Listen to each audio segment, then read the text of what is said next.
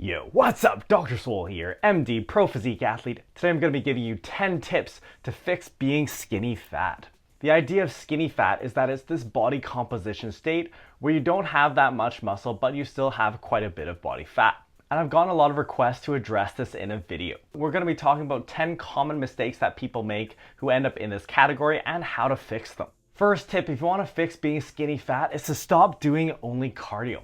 This is something I see all the time in a lot of people when they get started with training, and even for people who have been at it for a long time, where they only do cardio or prioritize cardio heavily over resistance training. If an aesthetic physique is your goal, this is not going to be ideal, because cardio isn't the best form of exercise for building muscle. Yes, when you go from totally unfit to starting to run, you will build some muscle mass, but very quickly those gains will stall. And doing cardio alone without building the muscle and having your diet in order won't necessarily get you shredded. What you want to do is really focus on resistance training built around progressive overload in major compound movements. Progressive overload with heavy weights is really what's going to build you that muscle mass, and it will also help you to lose excess fat, since that extra muscle mass will end up burning more calories, increasing your basal metabolic rate. I currently don't do any organized cardio sessions, and I do fine with just gym training and diet. The other thing about cardio is that when you do enough of it, you can actually interfere with hypertrophy. This is because you can interfere with the signaling, and you are imposing a recovery cost. So resources that could be going into building muscle are instead spent on all those hours of cardio.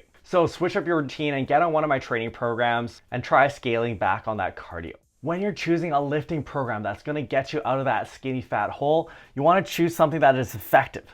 So when you're starting out, I recommend most people start with 3 to 4 days in the gym per week. If you haven't been lifting for that long, you are going to be very sensitive to the training stimulus, and you're going to get great gains from this. In fact, I'd recommend you start with less, because you're going to be so sensitive, you'll get good results, and it's going to be better for sustainability. So I'd rather people start low and do something that they can definitely stay on track with. Once you start getting those results, you'll be a lot more motivated to carry on more intensive training programs. The next thing to look for is progressive overload. So you want to make sure that you are getting stronger in the same rep range for the same exercises over time. Even if you basically ignored everything else in training science, but you were always getting stronger in your main movements, you would definitely build muscle. And the other thing is to make sure you're training hard enough. So I recommend training to within about 1 to 2 RIR, which is reps in reserve. So training until about 1 rep shy of failure. This will make sure that you are getting close enough to failure without getting all the extra fatigue that failure training brings. If you are just getting started, you can search for Dr. Swole's beginner programs, get started with a low volume program, and add in sets as needed. If you want to build an aesthetic physique and stop being skinny fat, you are going to have to put on muscle. And as we said, this will entail progressive overload. I think it's really helpful for beginners to have a set progression scheme that will make sure you're getting stronger in a systematic way. So I'd recommend you start with linear or double progression for most of your movements. Linear progression basically means you're adding weight in the same rep range for the same exercise over time. For example, this could mean adding 5 pounds to your squat every session. Linear progression can work for everything in the beginning, but definitely more so for the main movements. For smaller isolation movements like for the arms, you're not going to be able to add weight every workout for a sustained period of time. So for those movements, I would recommend double progression, which is where you alternate advancing 2 different variables, which are usually reps and weight. So for example, choosing the 8 to 12 rep range, you start with 8 reps and then you add a rep on every set. So the next workout you might try for 9 reps, then 10 reps. When you complete sets of 12 reps successfully, you come back to 8 reps with heavier weight. If you're skinny fat and you're trying to choose a training program, you'll want to choose one that is focused on the compound lifts. These are your bigger movements that involve multiple joints. One of the mistakes I see a lot of beginners making in the gym is focusing on isolation work and wasting their time. You're going to get the most bang for buck doing heavy main compound movements. And I would recommend really prioritizing these. I do like heavy free weight basic movements to start, because these will involve overall more musculature since they involve more stabilization, and they will teach you a lot of movement patterns that will help you later in your lifting career. So I would recommend starting off by trying some heavy barbell and dumbbell movements. One of the most common questions I get asked by people who are in that skinny fat zone is whether they should bulk or cut to start. And the answer depends on your current body fat percentage. So in general, there's an optimal body fat range I recommend for people to shoot for. For men, that's somewhere between 10 to 15% body fat, and for women, 18 to 25%. So if you are on the leaner end of this, like less than 15% body fat for men or less than 25% body fat for women, then I would recommend going for a lean bulk. Going for a bulk at this stage will be your best shot because it's what's going to make you bigger and actually put on that muscle. If you are starting out skinny and you want to build an aesthetic physique, you're absolutely going to have to put on weight because at some point you really need to put on some slabs of size. Now, a big pitfall people run into is dirty bulking.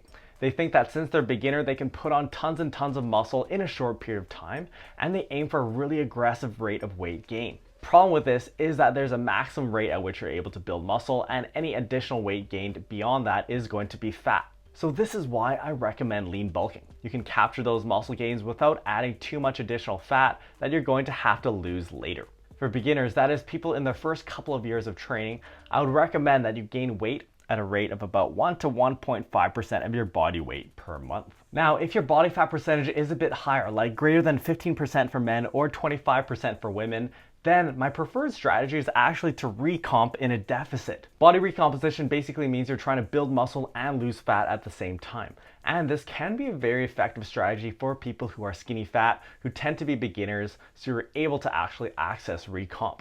As you become more advanced, you're less and less likely to be able to build muscle and lose fat at the same time, just because the threshold for actually building muscle gets harder and harder as you're more advanced. For myself, if I tried to just eat at maintenance calories and try to build muscle and lose fat at the same time, it would take me much longer to actually see results. But a beginner will get good progress from this. Now, my preferred strategy is to go for a calorie deficit. If you're a beginner, you're going to still be able to recomp even when you're in a reasonable deficit. So keep it reasonable. I recommend losing weight at a rate of about 0.5 to 1.5% of your body weight loss per week. If you're in one of the categories of people who are able to recomp, like you're a beginner, you're returning from a layoff from training, or you make significant improvements to your training and diet, you will likely recomp even though you're in this deficit. And I do recommend this recomp in a deficit strategy over gaintaining or trying to keep your calories at maintenance, because this will actually get you to your goal faster. When you're in a deficit, you're going to see those changes from week to week very rapidly, and it will get you into that optimal body fat percentage range quicker.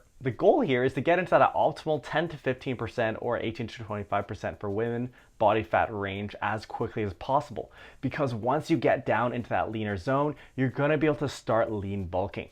And bulking is the key to really solving this muscle growth issue when you're skinny. The body does respond very well to a calorie surplus, so you want to try to unlock as much good bulking time as possible. So that means you want to shed that excess body fat as quickly as possible by using a deficit at the beginning. Now, do make sure when you're doing this that you have a good training program in place focused on progressive overload. As long as your lifts are continuing to progress, you're most likely building muscle and you're not losing any.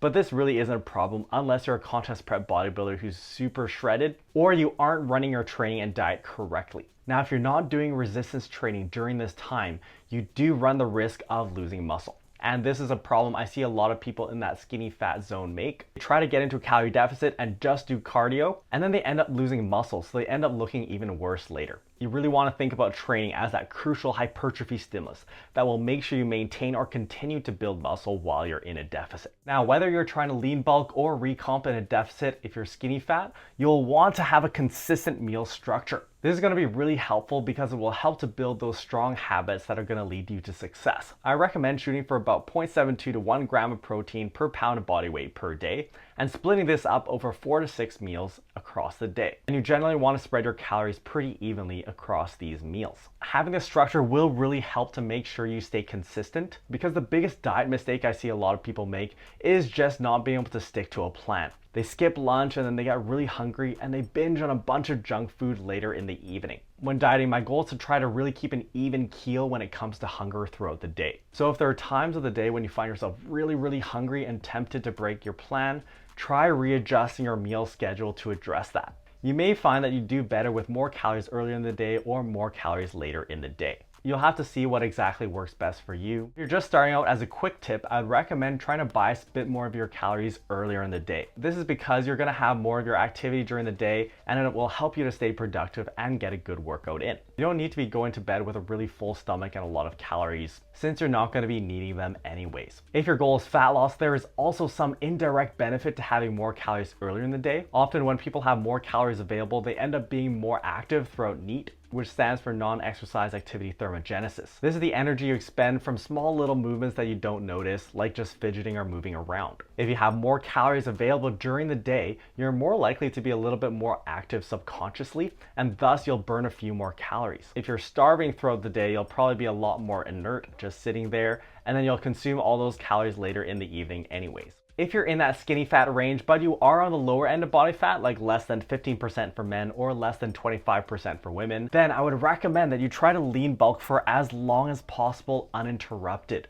The key here is uninterrupted. A common mistake I see a lot of people making when they're trying to improve their physique is that they have really short bulking phases interrupted by frequent cuts. I remember knowing this guy in undergrad who would bulk for a month and then cut for a month, and he never really got anywhere. He was just spinning his wheels. The thing is, muscle growth is a complex process, and it takes months to really build that infrastructure of muscle tissue. So hard training for a week or two isn't gonna build you muscle. It's that consistent progressive overload over months on end that does. In general, I recommend your bulking phases last for at least 3 months in length. This will make sure that you get some good momentum going and actually see some results. If possible though, I'd rather you try and bulk for even longer. So keep going until you start getting into that higher body fat percentage range, like greater than 15% for men or greater than 25% for women, and then consider going through a cutting phase. This is where the other advantage of lean bulking comes into play. Since you're going for a conservative rate of gain, you're not going to put on fat as quickly, so you're gonna stay in that leaner body fat percentage zone longer.